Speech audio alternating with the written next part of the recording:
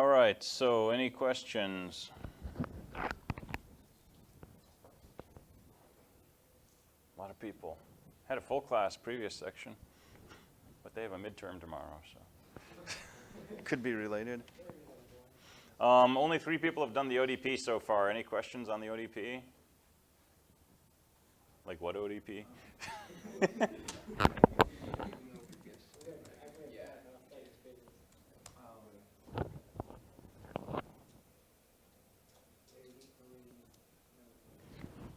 Yeah, so it's a small piece of the delete algorithm. Basically, I'm going to give you a tree, and that tree will have a left subtree, and you need to go through that left subtree, find the largest data value, and return that. So largest function takes a pointer to a struct node, returns an int. Make sure your struct node is data, left pointer, right pointer. Okay, the order of those is critical. And I'd like you to use the algorithms we've talked about in class. Don't just traverse the whole tree and keep track of the biggest thing you found. Okay, start at the root and just keep moving to the right till you can't move any further to the right. And the last node you got to, that's the biggest.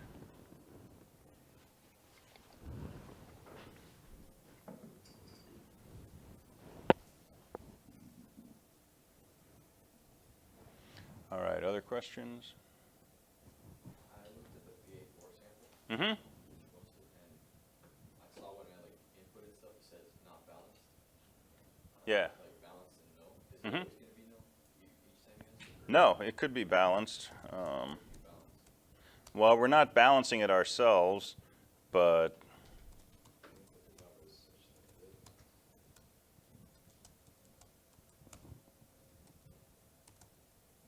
is it a big X? Yeah. So this has got 7 nodes, but it's still balanced, right? Because I did this. Those are my values, 35, same thing. All right, that's nicely balanced. If I put in a 40, that's hanging an extra node off here. That's still going to be balanced. If I were to add a 22, that's going to hang off there. That's still going to be balanced. But now if I put in a 21, I think that's going to unbalance it. Yeah. Because this part, can't read my hand motions. So this was my original tree, right, all nicely balanced. Then we add a 40, this is still all balanced. We add a 22, it's still balanced. When you add a 21, this thing over here is looking unbalanced. Plus, left subtree has a height of 1, right subtree has a height of 3. So the height of this subtree and this subtree is off by more than 1. That makes it unbalanced right there.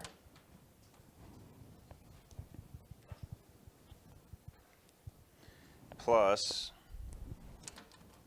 this right subtree has this as its left subtree, and this is unbalanced.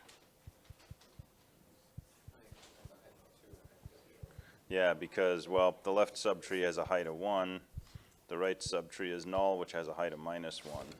So that's off by 2. So all kinds of imbalances there. What's the best way to compute? Find out if it's balanced. I'm guessing that's also recursive. It is. Everything's recursive.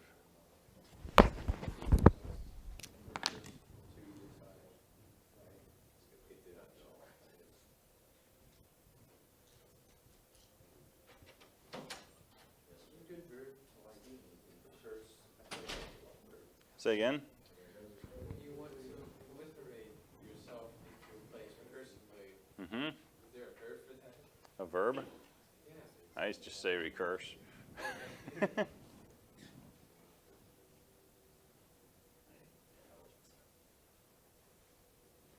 All right. Is our tree balanced? If the tree is null, return true. Null tree is balanced by definition.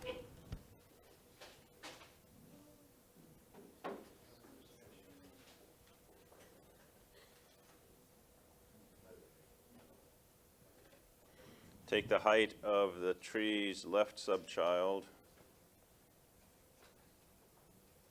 and the tree's right child, subtract them, take the absolute value.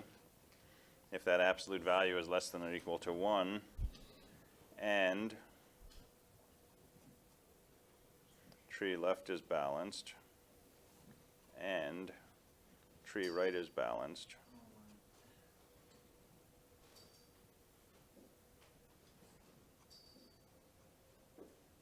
return true. Otherwise, return false. If you're actually working with Booleans, you could simply say if the tree is null, return true. Otherwise, return the truth value of this expression. Difference of heights is less than or equal to 1, is balance left and is balance right. In which case, it's a 2-line algorithm. But yeah, if you're just passing back integers, see if that's all true. If it is, the tree's balanced.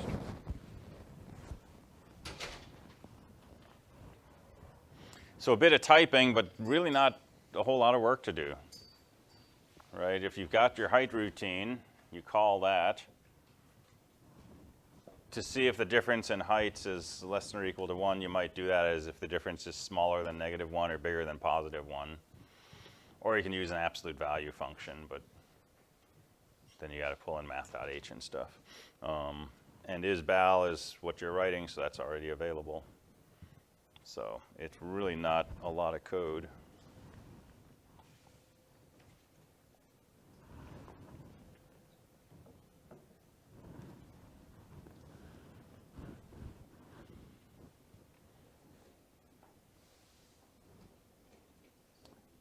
Other questions? That's coming up next.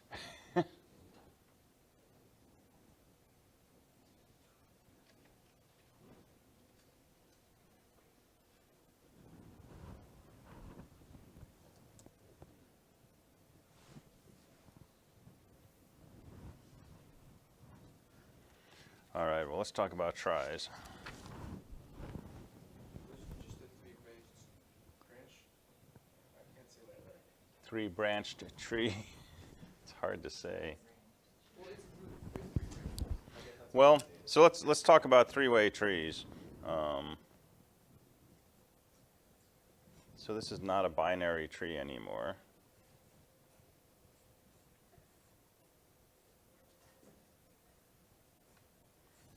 But if we allowed each node to have up to 3 children, this is a perfectly valid tree. And we could code this.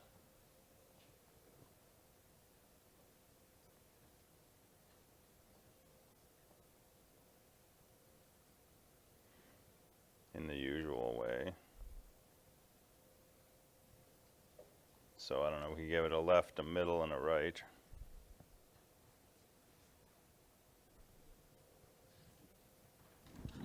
And we can do whatever we want with this. I don't have a particularly great application in mind for why we would want a three-way tree, but there's no reason we can't make one. Yeah.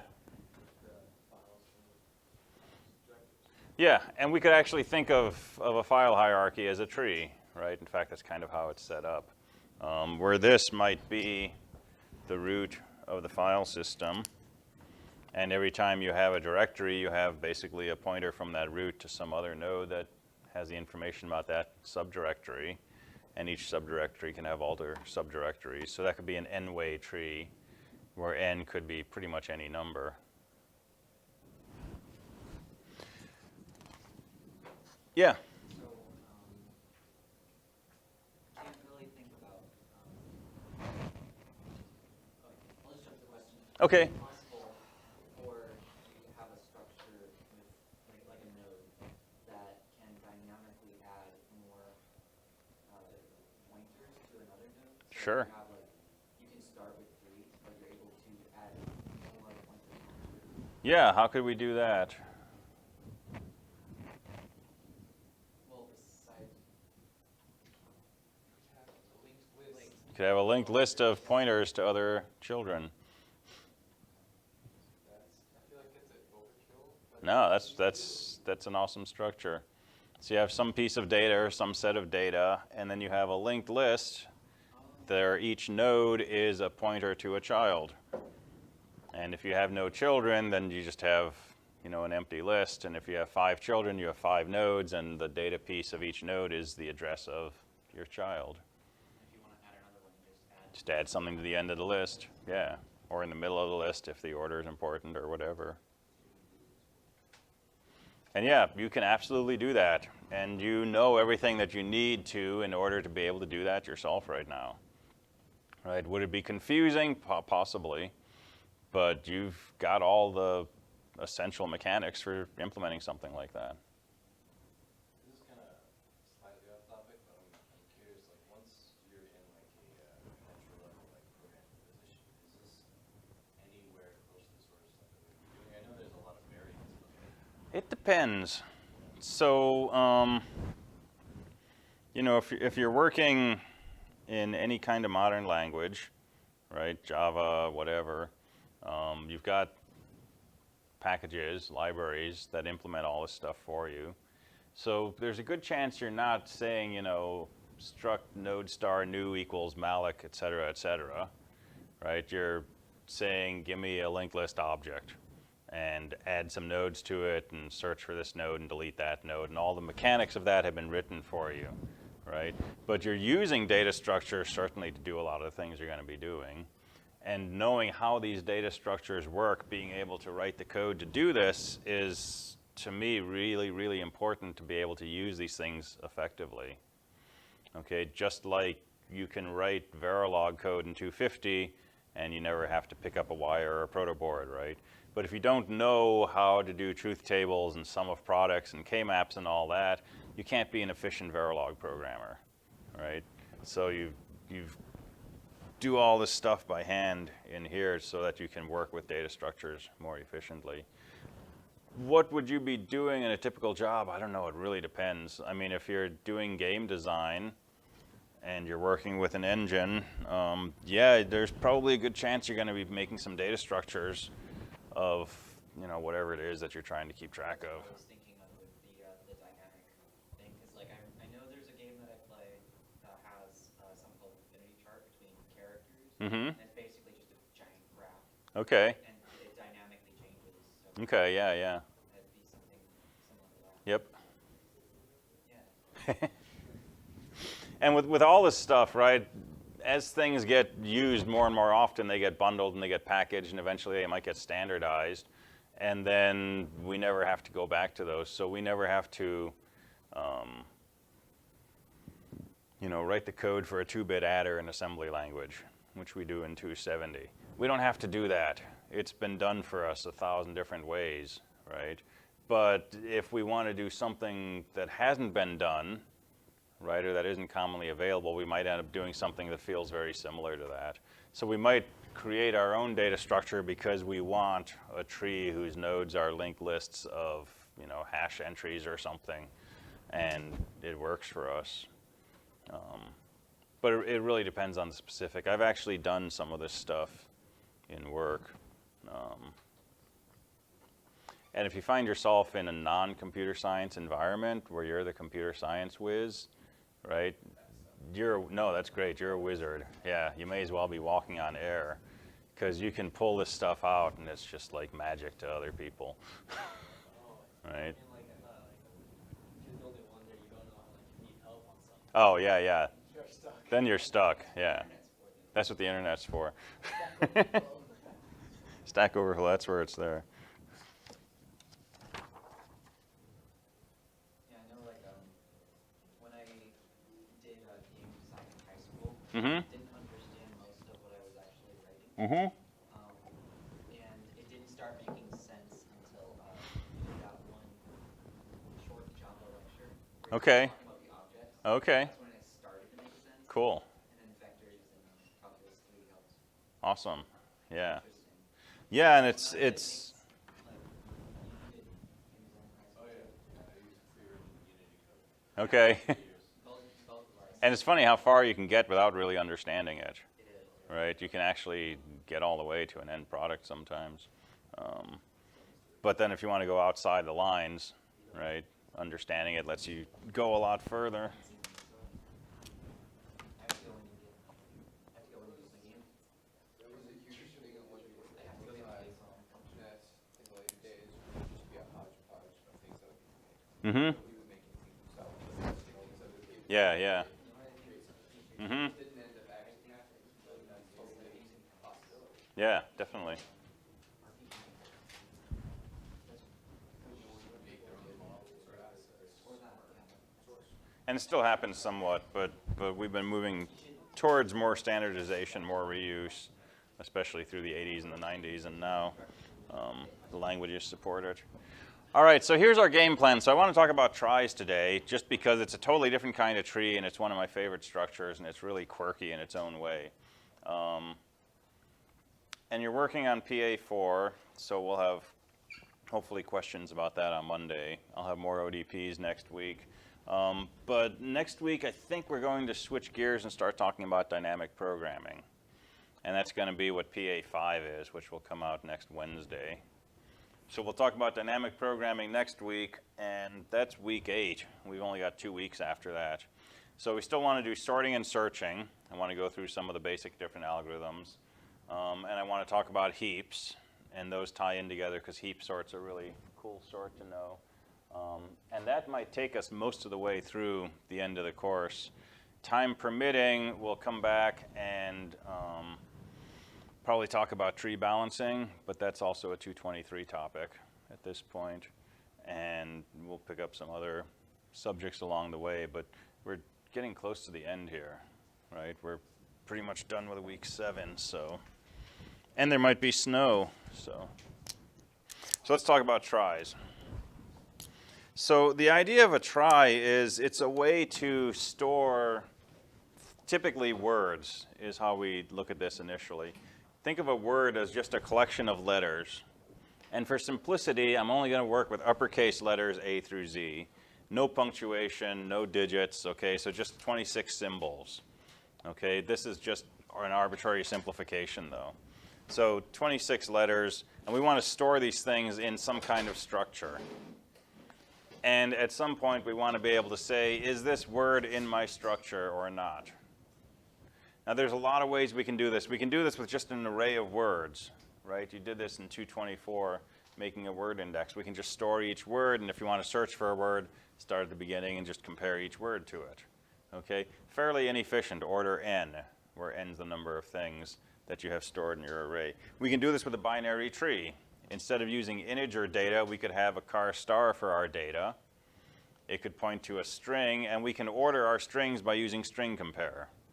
So store some word at the root. Any word that comes before it goes to the left. Any word after it goes to the right. And we can search trees pretty efficiently. It's order log n.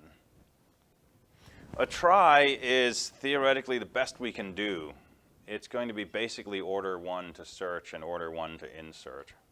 Not exactly, but it's going to depend on how many letters we have in the word.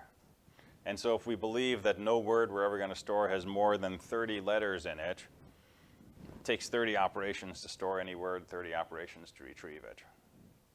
Okay, and that's in reality. It's not like hashes where we have collisions, and if you store too much stuff in it, you start losing performance. With a try, it's always going to be a fixed number of operations. So that's quirky enough in itself, but it's also just really fun to code this because you just go crazy with pointers. So let me show you what a node of a try looks like. It's got 26 pointers, which I'm just going to call A, B, C, D, and so on. And then it has a flag, which I'm going to call EOW for end of word. So each node of our try has 27 fields, 26 pointers, and an integer flag, which is a 0 or a 1. Each try node. 26 pointers and a flag. All right, so lots of pointers. So let's store something in our try. Let's store the word at. Okay, here's how we do this. So we start off, the try is empty. There's no nodes anywhere. So that's an edge case. We want to store a word. We have to create an initial root node. So this is our root. And it's never going to change. That's always going to be where our root is. Okay, we want to store the word AT. The first letter is A. We're going to go to the node in the root. We're going to look at the pointer associated with A, the first pointer. And that's null right now. Okay, everything gets initialized to null, and the word gets initialized to 0. So since A is null, we're going to create a second node.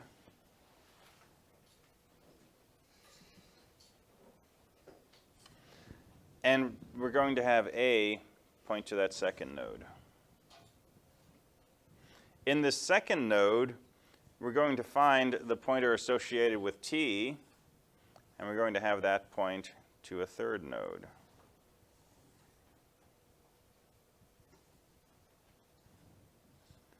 And in this third word, we're going to set this end of word flag to a 1. Everything else is null. Okay, all your pointers are null except for the A here and the T here. But now if you take this root node and you say, is the word at stored in this structure? We look at the first letter as an A. A is not null, so we have something that starts with an A. We follow that to another node. We check the second letter T. T is not null. We have something stored that starts with an AT. We follow that to a node. We check the end of word flag. It's a 1. AT is in our structure. Now, if we checked for ATT,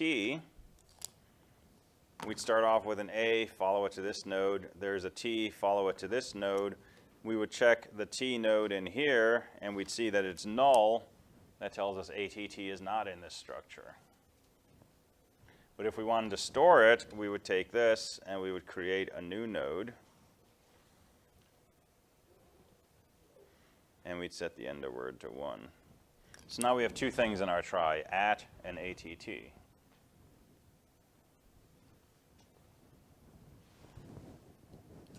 Okay, let's store a cat. So take the C, that's null right now, so point to a new node. Take the A, that's going to be null because this is a new node. So point to another node. Take the T, point to another node. Set the end of word to 1. So now we've got at, ATT, and cat.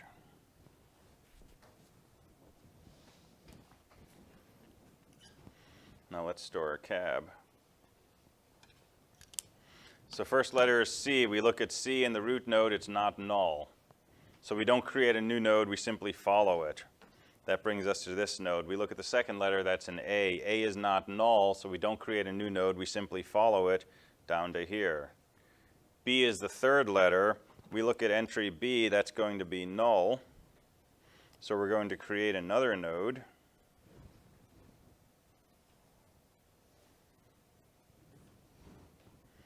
And that's the end of our word, so we're going to set the end of word flag to 1 right there. So now we've got 4 things in our try. That's all there is to it. So now if you want to find a word, you start at the root, you follow the links given by each letter, and when you follow the link from the last letter, check to see if the end of word flag is 1. If it's not, or if you hit a null anywhere along the way, your word's not in the list, in the try.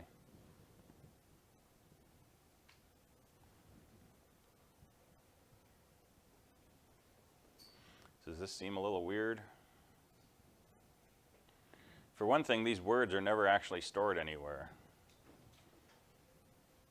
So can you re-explain real quick how we know if a word's in here? Sure. I'm confused on at with 1 T and 2 T. Okay, so let's look for the word at. So A is this pointer right here. It's not null. So far, so good. That points to this node. T is the second letter. That's not null. That's good. That points to another node. That's the whole word we're looking for, AT. So this has to have an end of word flag of 1, which it does. Okay, if we were looking for ATT, we'd follow this down here, and again, we see the end of word flag.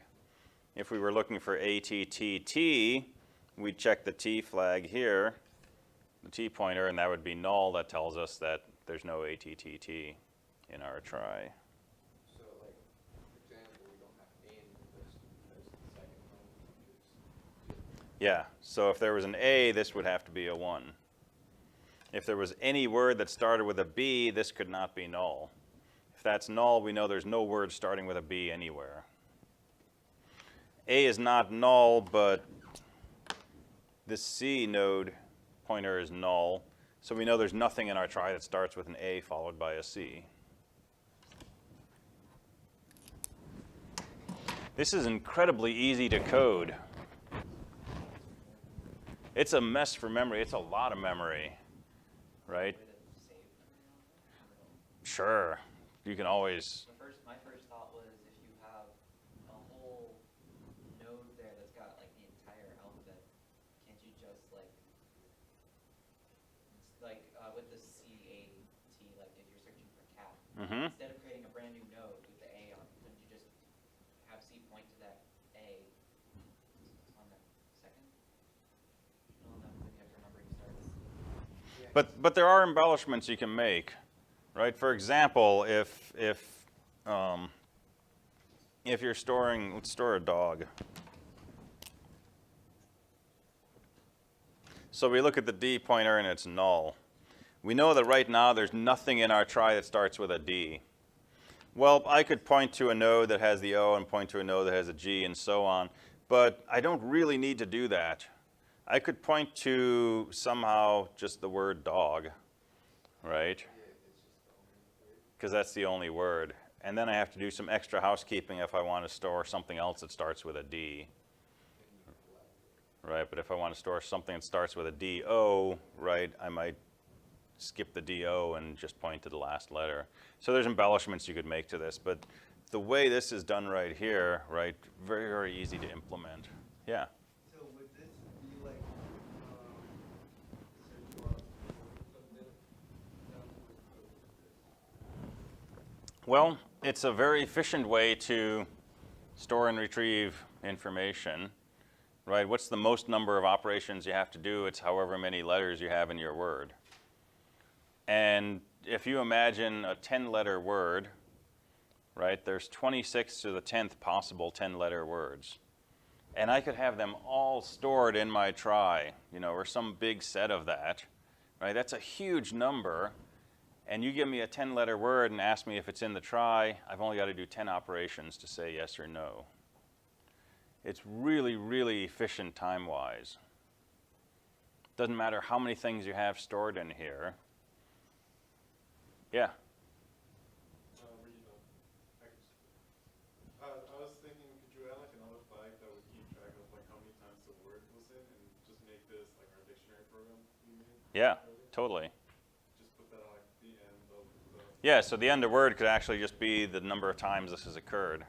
And you treat it as being end of word if it's non-zero. Yeah. That would be a fun program. Thinking if you wanted to store some abstract data, could you replace the end word with another pointer that points to either null or if this was like a directory system, you could point to the actual file. You could. Is there? I mean, you could add extra fields onto here, right? Yeah. So you could actually have an inode number or something to find a file. Yeah. Okay. Cool.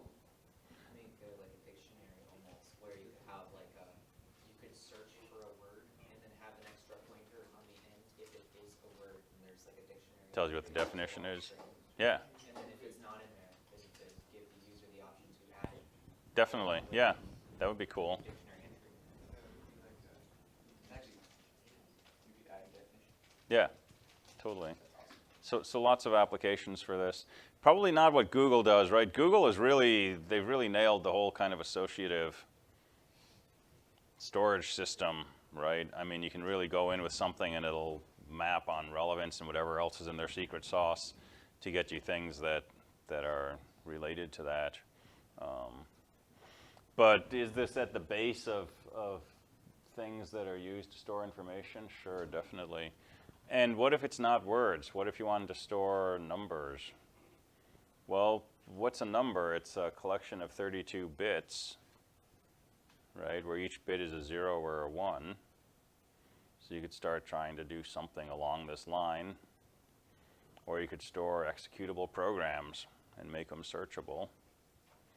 Or you could store the first 5 seconds of a WAV file for music. And now somebody plays the first 5 seconds of a song and you want to know if it's in your database, and you run it through this and you've got your Shazam. You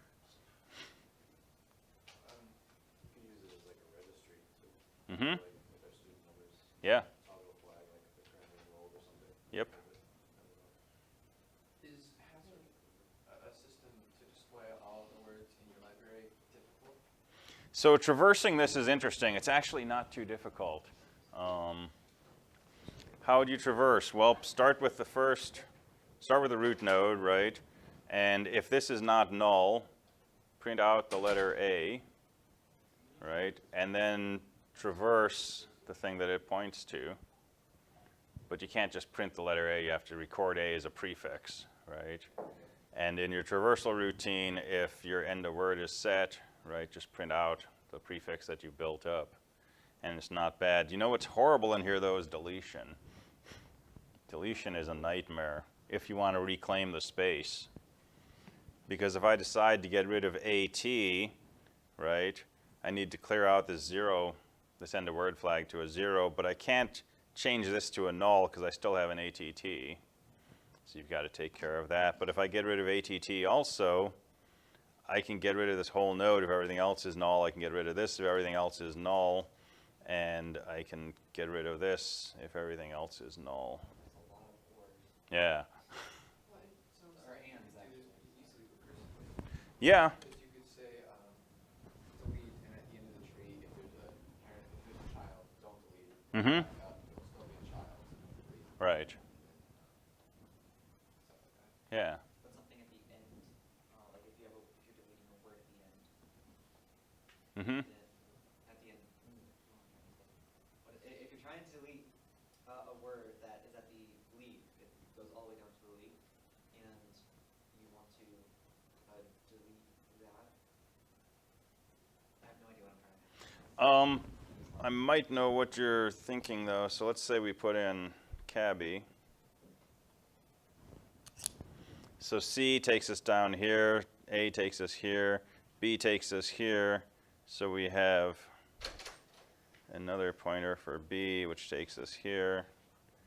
And we have another pointer for Y, which comes down here. And there's our end of word. So we've got cab and we've got cabby. Now, if we want to delete cabby, we can 0 this out.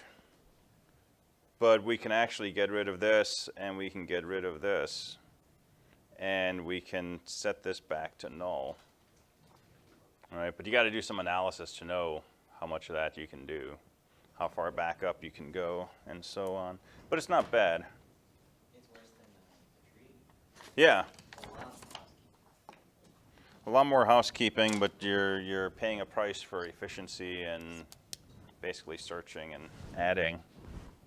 Isn't that usually the case? That's usually the case. Have more work with something. Yep. Usually deletion, from what I can tell.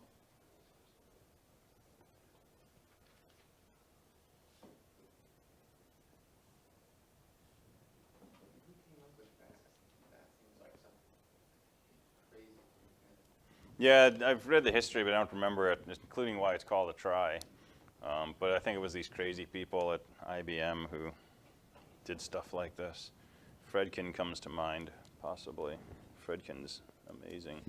So what does this look like? Well, our node basically needs 26 pointers and an end of word flag. So end of word flag is easy. But then we have a struct try node. Well, we could do this. We could have 26 pointers, but that's not real easy to use. Because what are we going to do? We're going to take a word like cat, we're going to look at the first letter, it's going to be the character C, And we need to somehow change that into code that says, let's look at the pointer called C, right? And that's not a natural thing to do. But what's our solution for this in general? Make an array. So struct trinode star pointers bracket 26.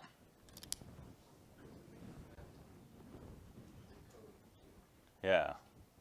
So you read in you've got your word, right, cat, and you look at character 0, it's a C, and you find what number that is, so you subtract the ASCII code for A maybe, which gets you to a 2, right, ABC 0, 1, 2, and now would use node arrow pointers bracket 2 is going to be the address of the node that points to.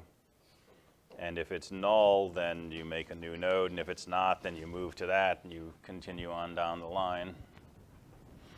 And it takes some thought to code that up, but it's nothing beyond what you've already been doing. It's just an array of pointers instead of just having a left, right, or a next.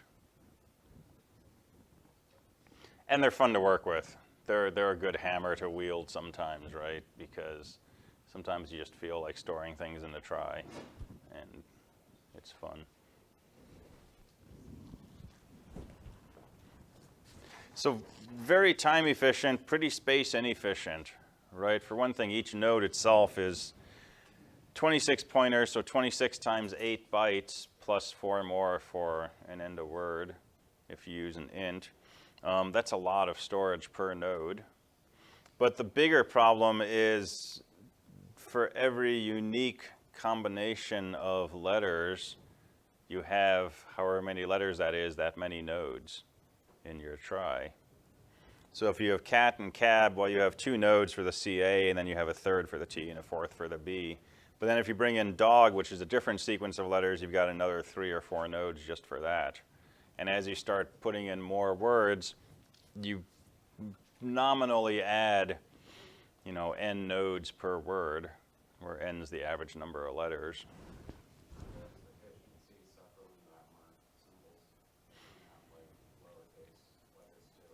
So it doesn't change the time efficiency, right? Because you're still just going to follow the links. But if you included lowercase letters, you'd have 52 pointers. If you just went full ASCII character set, you could have 128 pointers.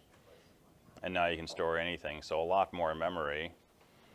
But the algorithm is still time efficient. Memory's cheap, though, Yeah. I mean, I've got 6 gig on my phone of main memory, so it's pretty cheap. I was like testing memory allocation of servers, and it came up to be like the largest amount of memory we can allocate is like 1.2 gigabytes. Yeah? Yeah.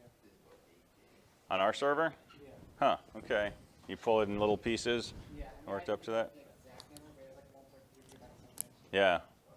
Yeah, it's a fairly underpowered server, but it's $10 a month, so.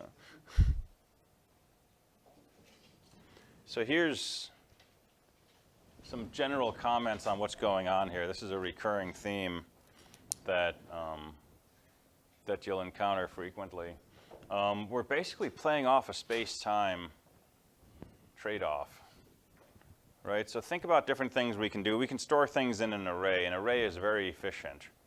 If you have an array of 100 integers, it takes 400 bytes, right? That's about the most efficient you could hope for. But it's fairly inefficient in time. So if we were to plot arrays on the space-time, it takes a lot of time but not a lot of space. A linked list, we use more memory, right? More than twice as much memory as an array because your pointer is 8 bytes and your data is 4.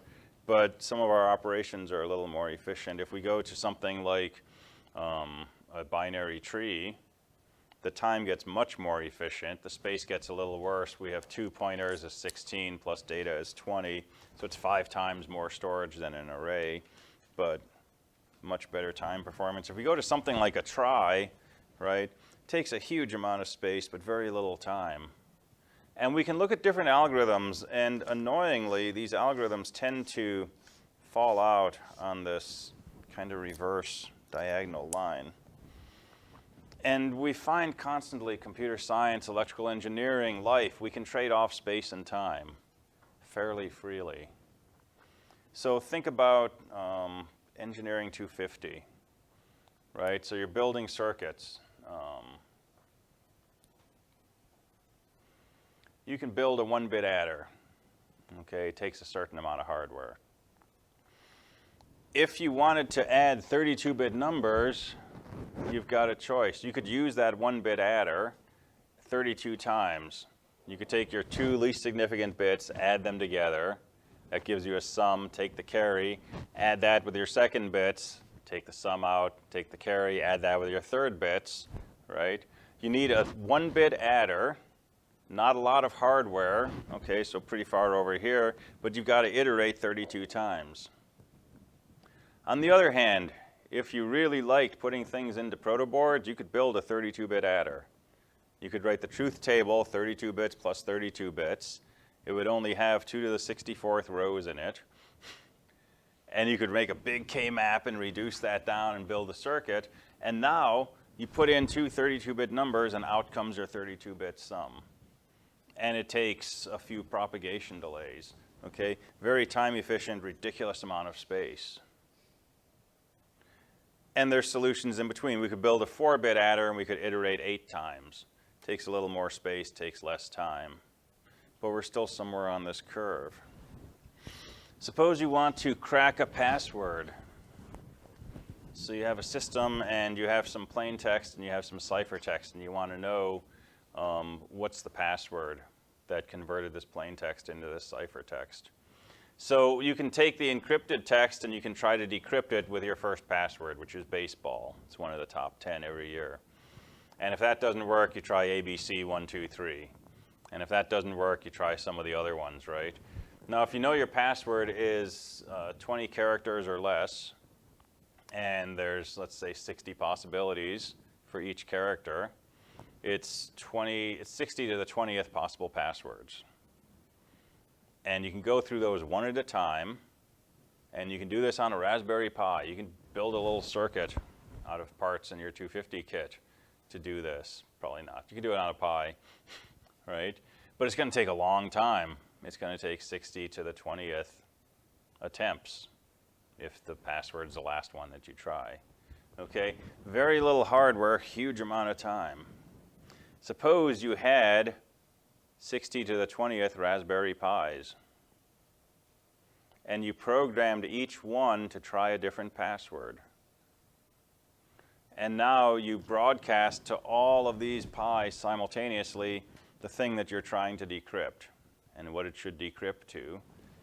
And they each run their algorithm, which takes a few milliseconds, and whichever one finds the right password displays it on its little display, right?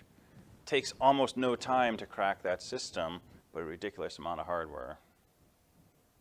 So this is a recurring theme, and this is one of the pillars of the research I've been doing most of my life, is playing off this space-time trade-off.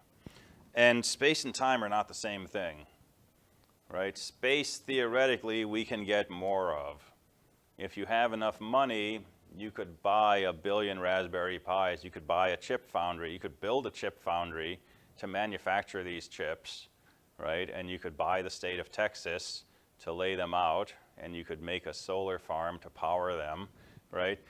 Theoretically, that stuff is more or less unbounded, but time we don't control. If it takes 100 years to get an answer, you can't just say, well, I have a lot of money, so 100 years is going to take less time for me.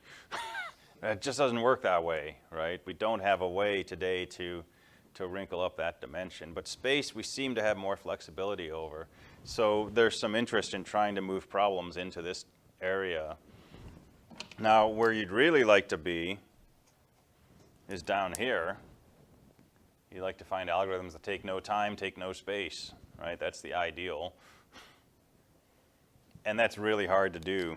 Where you don't want to be is up here. where your algorithms are really expensive time-wise and really expensive space-wise. That's probably just a bad algorithm, but there are some things that sit up there.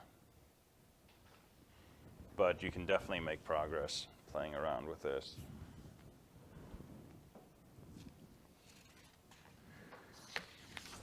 All right. That's a good ending point for this. So dynamic programming next week. And come in tomorrow if you want to work on stuff. I will be here and happy to help you with whatever.